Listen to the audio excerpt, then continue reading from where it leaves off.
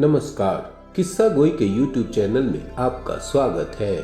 हिंदी में एक से बढ़कर एक कहानियां लिखी गई हैं, जिनमें से कुछ को क्लासिक का दर्जा प्राप्त है।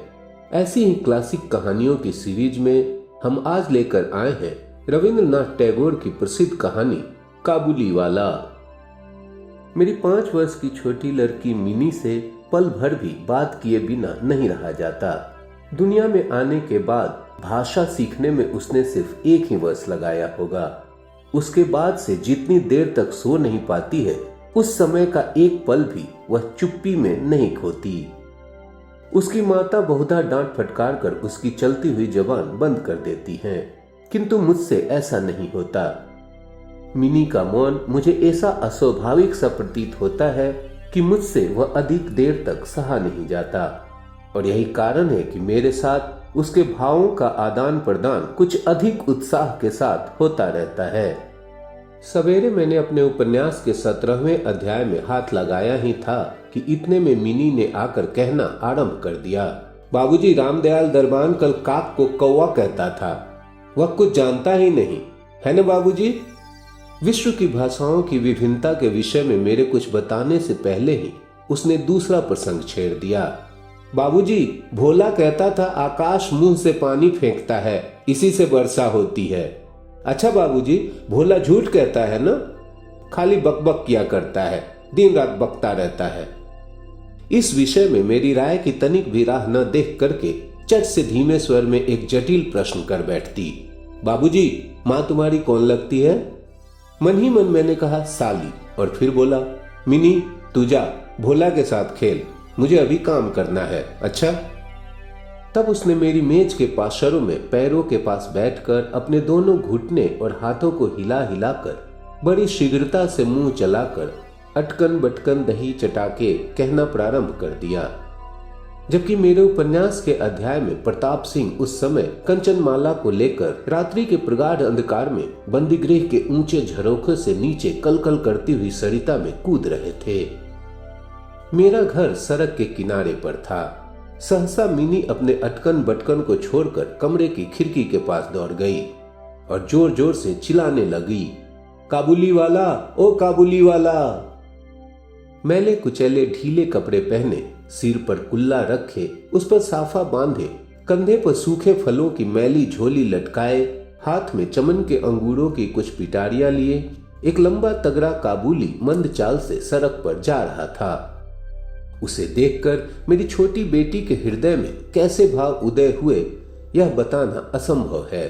उसने जोरों से पुकारना शुरू किया। मैंने सोचा अभी झोली कंधे पर डाले सर पर एक मुसीबत आ खड़ी होगी और मेरा 17वां अध्याय आज अधूरा रह जाएगा। किंतु मिनी के चिल्लाने पर ज्यों ही काबुली ने हंसते हुए उसकी ओर मुंह फेरा और घर की ओर बढ़ने लगा, त्यों ही मिनी भय खाकर भीतर भाग गई। फिर उसका पता ही नहीं लगा कि कहां छिप गई। उसके छोटे से मन में वह अंधविश्वास बैठ गया था कि उस मैली कुचैली झोली के अंदर ढूंढने पर उस जैसी और भी जीती जागती बच्ची निकल सकती हैं। इधर काबुली ने आकर मुस्कुराते हुए मुझे हाथ उठाकर अभिवादन किया और खड़ा हो गया। मैंने सोचा वास्तव में प्रताप सिंह और कंचनमाला की दशा अत्यंत संकटापन्न है, फिर भी घर में बुलाकर इससे कुछ न खरीदना अच्छा न होगा। कुछ सौदा खरीदा गया। उसके बाद मैं उससे इधर उधर की बातें करने लगा। रहमत, रूस, अंग्रेज, सीमांत रक्षा के बारे में गपशप होने लगी। अंत में उठकर जाते हुए उसने अपनी मिली जुली भाषा में पूछा, बाबूजी, आपकी बच्ची कहाँ गई? मैंने मिनी के मन से व्यर्थ का भय दूर करने के अभिप्राय से उसे भीतर से बुलवा लिया। वह मुझसे बिल्कुल लगकर काबुली के मुख और झोली की ओर संदेहात्मक दृष्टि डालती हुई खड़ी रही। काबुली ने झोली में से किशमिश और खुबानी निकाल कर देनी चाहिए, पर उसने न ली और दुगने संदेह के साथ मेरे घुटनों से लिपट गई। काबुली से उसका पहला परिचय इस प्रकार हुआ। इस घटना के कुछ दिन बाद एक दिन सवेरे मैं किसी आवश्यक कार्यवश बाहर जा रहा था। देखूं तो मेरी बिटिया दरवाजे के पास बेंच पर बैठी हुई काबुली से हंस हंस कर बातें कर रही है और काबुली उसके पैरों के समीप बैठा बैठा मुस्कुराता हुआ उन्हें ध्यान से सुन रहा है और बीच बीच में अपनी राय मिली जुली भाषा में व्यक्त करता जाता है। मिनी को अपने 5 वर्ष के जीवन में बाबूजी के सिवा ऐसा धैर्य वाला श्रोता शायद ही कभी मिला हो। देखा तो उसके फ्रॉक का अग्रभाग बादाम किशमिश से भरा हुआ है। मैंने काबुली से कहा, इसे यह सब क्यों दे दिया, अब कभी मत देना। कहकर कुर्ते की जेब में से एक अठन्नी निकालकर उसे दी। उसने बिना किसी हिचक के अठन्नी लेकर अपनी झोली में रख ली। कुछ देर बाद घर लौटकर देखता हूं तो उस अठन्नी ने बड़ा उपद्रव खड़ा कर दिया है। मिनी की मां एक सफेद चमकीला गोलाकार पदार्थ हाथ में लिए डांट डपट कर मिनी से पूछ रही थी, तूने यह अठन्नी पाई कहां से, बता। मिनी ने कहा, काबुली वाले ने दी है। काबुली वाले से तूने अठन्नी ली कैसे, बता। मिनी ने रोने का उपक्रम करते हुए कहा, मैंने मांगी नहीं थी, उसने आप ही दी है। मैंने जाकर मिनी की उस अकस्मात मुसीबत से रक्षा की और उसे बाहर ले आया। मालूम हुआ कि काबुली के साथ मिनी की यह दूसरी ही भेंट थी, सो बात नहीं। इस दौरान में वह रोज आता रहा है और पिस्ता बादाम की रिश्वत देकर मिनी के छोटे से हृदय पर अपना अधिकार कर लिया है। देखा कि इस नई मित्रता में बधी हुई बातें और हंसी ही प्रचलित है। जैसे मेरी बिटिया रहमत को देखते ही हंसती हुई पूछती, काबुली वाला तुम्हारी झोली के भीतर क्या है। काबुली, जिसका नाम रहमत था, एक अनावश्यक चंद्र बिंदु जोड़कर मुस्कुराता हुआ उत्तर देता, हाँ बिटिया।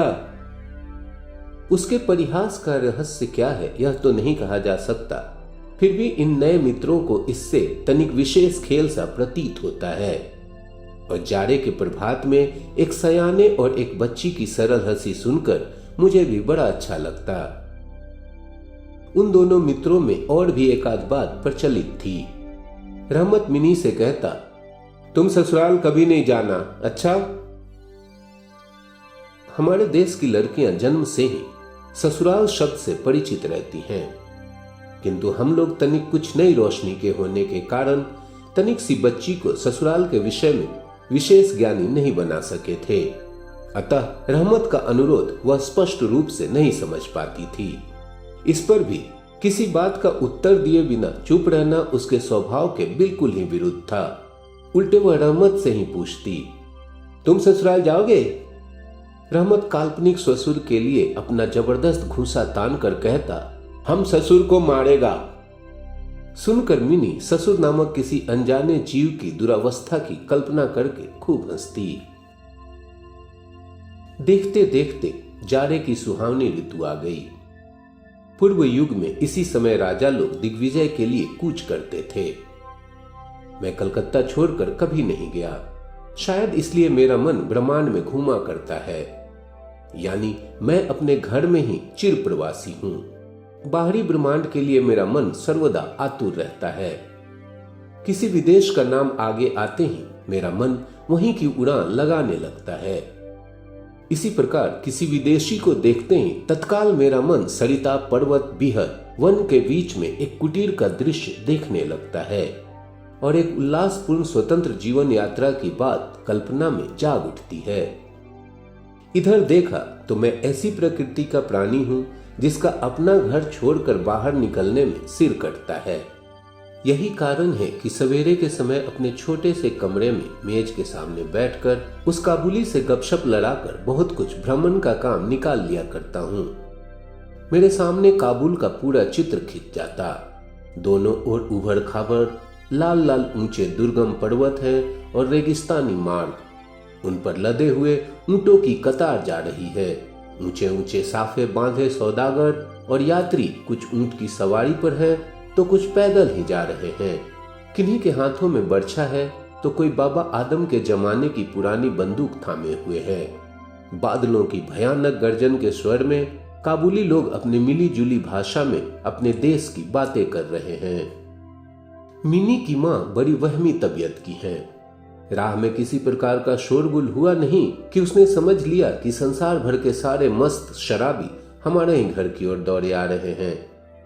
उसके विचारों में यह दुनिया इस छोर से उस छोर तक चोर डकैत मस्त शराबी सांप बाघ रोगों मलेरिया तिलचट्टे और अंग्रेजों से भरी पड़ी है। इतने दिन हुए इस दुनिया में रहते हुए भी उसके मन का यह रोग दूर नहीं हुआ। रहमत काबुली की ओर से भी वह पूरी तरह निश्चिंत नहीं थी। उस पर विशेष नजर रखने के लिए मुझसे बार बार अनुरोध करती रहती। जब मैं उसके शक को परिहास के आवरण से ढकना चाहता तो मुझसे एक साथ कई प्रश्न पूछ बैठती। क्या किसी का लड़का नहीं चुराया गया? क्या काबुल में गुलाम नहीं बिकते? क्या एक लंबे तगड़े काबुली के लिए एक छोटे बच्चे को उठा ले जाना असंभव है? इत्यादि। मुझे मानना पड़ता कि यह बात नितांत असंभव हो सो बात नहीं, पर भरोसे के काबिल नहीं। भरोसा करने की शक्ति सब में समान नहीं होती। अतः मिनी की मां के मन में भय ही रह गया, लेकिन केवल इसीलिए बिना किसी दोष के रहमत को अपने घर में आने से मना न कर सका। हर वर्ष रहमत लगभग मास माघ में अपने देश लौट जाता है। इस समय वह अपने व्यापारियों से रुपया पैसा वसूल करने में तल्लीन रहता है। उसे घर घर दुकान दुकान घूमना पड़ता है, लेकिन फिर भी मिनी से उसकी भेंट एक बार अवश्य हो जाती है। देखने में तो ऐसा प्रतीत होता है कि दोनों के मध्य किसी षड्यंत्र का श्रीगणेश हो रहा है। जिस दिन वह सवेरे नहीं आ पाता, उस दिन देखूं तो वह संध्या को हाजिर है। अंधेरे में घर के कोने में उस ढीले ढाले जामा पजामा पहने झोली वाले लंबे तगड़े आदमी को देखकर सचमुच ही मन में अचानक भय सा पैदा हो जाता है। लेकिन जब देखता हूं कि मिनी ओ काबुली वाला पुकारती हुई हंसती हंसती आ जाती है और दोनों भिन्न भिन्न आयु के असम मित्रों में वही पुराना हास परिहास चलने लगता है, तब मेरा सारा हृदय खुशी से नाच उठता है। एक दिन सवेरे मैं अपने छोटे कमरे में बैठा हुआ एक नई पुस्तक के प्रूफ देख रहा था। जाड़ा विदा होने से पूर्व आज 2-3 दिन खूब जोरों से अपना प्रकोप दिखा रहा है। जिधर देखो उधर उस जाड़े की ही चर्चा है। ऐसे जाड़े पाले में खिड़की में से सवेरे की धूप मेज के नीचे मेरे पैरों पर आ पड़ी। उसकी गर्मी मुझे अच्छी प्रतीत होने लगी। लगभग 8 बजे का समय होगा। सिर से मफलर लपेटे उषा चरण सवेरे की सैर करके घर लौट रहे थे। ठीक इस समय राह में एक बड़े जोर का शोर सुनाई दिया। देखो तो अपने उस रहमत को 2 सिपाही बांधे लिए जा रहे हैं।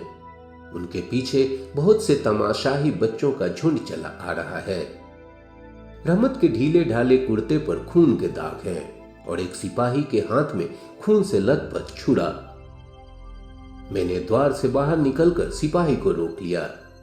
पूछा, क्या बात है? कुछ सिपाही से और कुछ रहमत से सुना कि हमारे एक पड़ोसी ने रहमत से रामपुरी चादर खरीदी थी। उसके कुछ रुपए उसकी ओर बाकी थे, जिन्हें देने से उसने साफ इनकार कर दिया। बस इसी पर दोनों में बात बढ़ गई और रहमत ने छुरा निकालकर घोंप दिया। रहमत उस झूठे बेईमान आदमी के लिए भिन्न भिन्न प्रकार के अपशब्द सुना रहा था। इतने में काबुली वाला, ओ काबुली वाला पुकारती हुई मिनी घर से निकल आई। रहमत का चेहरा क्षण भर में कौतुक हास्य से चमक उठा। उसके कंधे पर आज झोली नहीं थी, अतः झोली के बारे में दोनों मित्रों की अभ्यस्त आलोचना न चल सकी। मिनी ने आते के साथ ही उससे पूछा, तुम ससुराल जाओगे? रहमत ने प्रफुल्लित स्वर में कहा, हाँ वहीं तो जा रहा हूं। रहमत ताड़ गया कि उसका यह जवाब मिनी के चेहरे पर हंसी न ला सकेगा, और तब उसने हाथ दिखाकर कहा, ससुर को मारता, पर क्या करूं, हाथ बंधे हुए हैं। छुरा चलाने के जुर्म में रहमत को कई वर्ष का कारावास मिला। रहमत का ध्यान धीरे धीरे मन से बिल्कुल उतर गया। हम लोग अब अपने घर में बैठकर सदा के अभ्यस्त होने के कारण नित्य के काम धंधों में उलझे हुए दिन बिता रहे थे। तभी एक स्वाधीन पर्वतों पर घूमने वाला इंसान कारागार की प्राचीर के अंदर कैसे वर्ष पर वर्ष काट रहा होगा, यह बात हमारे मन में कभी उठी ही नहीं। और चंचल मिनी का आचरण तो और भी लज्जाप्रद था। यह बात उसके पिता को भी माननी पड़ेगी।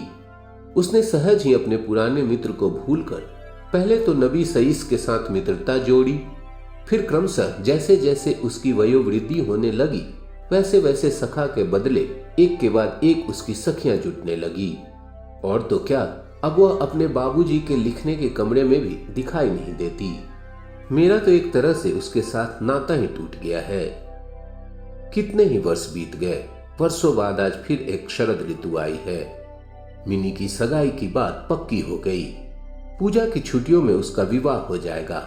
कैलाशवासिनी के साथ साथ अब की बार हमारे घर की आनंदमयी मिनी भी माँ बाप के घर में अंधेरा करके ससुराल चली जाएगी। सवेरे दिवाकर बड़ी सज धज के साथ निकले।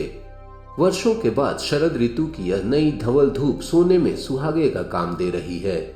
कलकत्ता की संकरी गलियों से परस्पर सटे हुए पुराने ईंटझर गंदे घरों के ऊपर भी इस धूप की आभा ने एक प्रकार का अनोखा सौंदर्य बिखेर दिया है।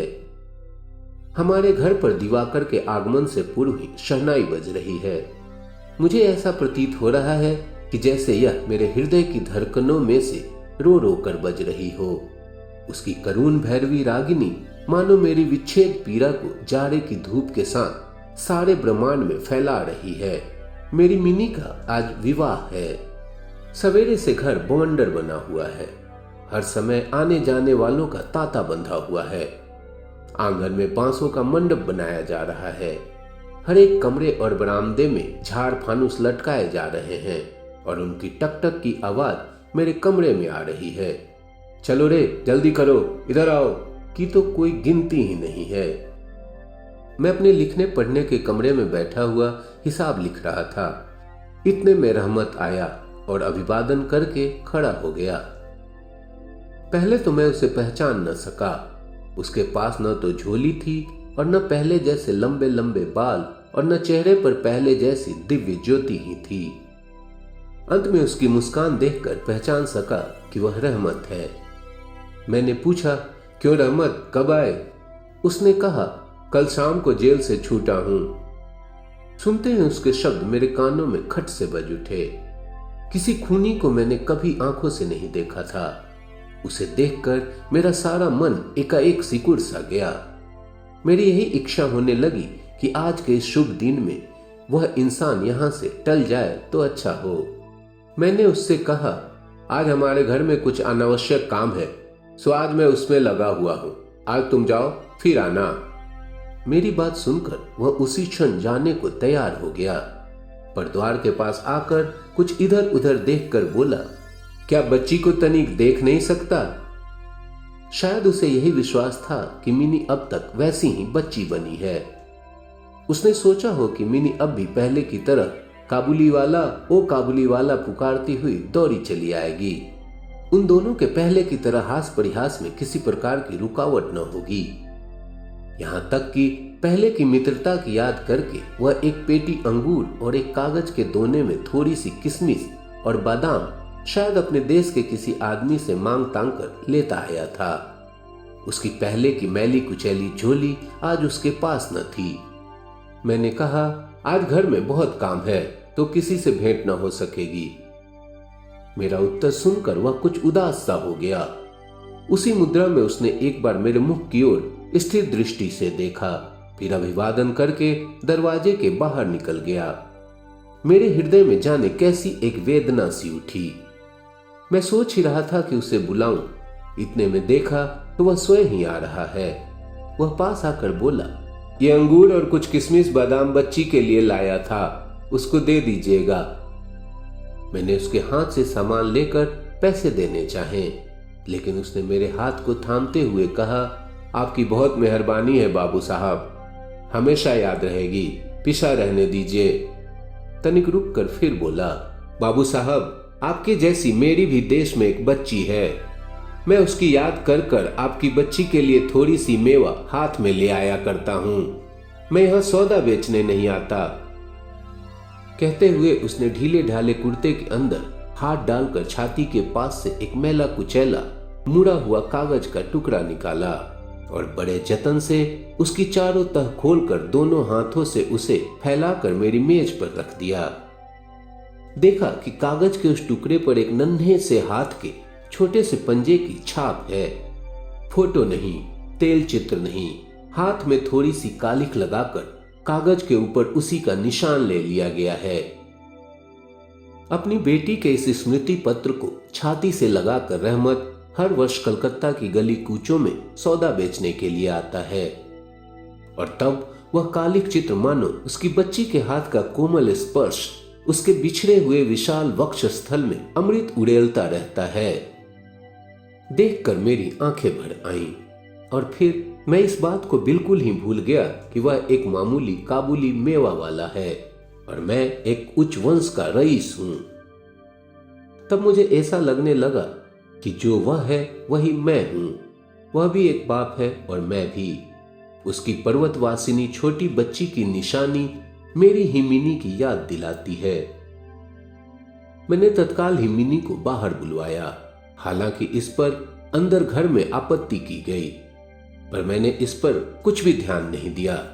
विवाह के वस्त्रों और अलंकारों में लिपटी हुई बेचारी मिनी मारे लज्जा के सिकुड़ी हुई सी मेरे पास आकर खड़ी हो गई।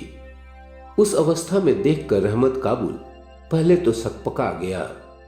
उससे पहले जैसी बातचीत न करते बना। बाद में हंसते हुए बोला, लल्ली सास के घर जा रही है क्या? मिनी अब सास का अर्थ समझने लगी थी, अतः अब उससे पहले की तरह उत्तर देते न बना। रहमत की बात सुनकर मारे लज्जा से उसके कपोल लाल सुर्ख हो उठे। उसने मुंह फेर लिया। मुझे उस दिन की याद आई जबकि रहमत के साथ मिनी का प्रथम परिचय हुआ था। मन में एक पीड़ा की लहर दौड़ गई। मिनी के चले जाने के बाद एक गहरी सांस लेकर रहमत फर्श पर बैठ गया। शायद उसकी समझ में यह बात एकाएक साफ हो गई कि उसकी बेटी भी इतने दिनों में बड़ी हो गई होगी और उसके साथ भी उसे अब फिर से नई जान पहचान करनी पड़ेगी। संभवतः वह उसे पहले जैसी नहीं पाएगा। इन 8 वर्षों में उसका क्या हुआ होगा कौन जाने। सवेरे के समय शरद की स्निग्ध सूर्य किरणों में शहनाई बजने लगी और रहमत कलकत्ता की एक गली के भीतर बैठा हुआ अफगानिस्तान के मेरू पर्वत का दृश्य देखने लगा। मैंने एक नोट निकालकर उसके हाथ में दिया और कहा, रहमत तुम देश चले जाओ अपनी लड़की के पास। तुम दोनों के मिलन सुख से मेरी मिनी सुख पाएगी। रहमत को रुपए देने के बाद विवाह के हिसाब किताब में से मुझे उत्सव समारोह के 2-1 अंग छांट कर काट देने पड़े। जैसी मन में थी वैसी रोशनी नहीं करा सका। अंग्रेजी बाजा भी नहीं आया। घर में औरतें बड़ी बिगड़ने लगीं। सब कुछ हुआ, फिर भी मेरा विचार है कि आज एक अपूर्व ज्योत्सना से हमारा शुभ समारोह उज्जवल हो उठा।